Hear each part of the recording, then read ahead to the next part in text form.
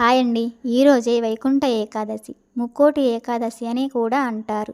అతి పవిత్రమైన ఈ రోజున మనం చేసే దానం, పూజ, జపం ఏదైనా సరే అఖండ ఫలితాన్నిచ్చి ఆశీర్వదిస్తాడు ఆ శ్రీనివాసుడు.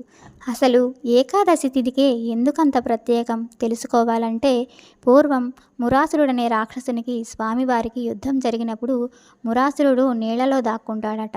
స్వామివారు అతని కోసం వెతికి వెతికి విసుగు చెందినవాడై ఒక గుహలోకి వెళ్ళి నిద్రకు ఉపక్రమించగా, స్వామివారు నిద్రించే సమయంలో సంహరించాలని మురాసురుడు బయటికి వచ్చి కత్తి పైకెత్తాడట.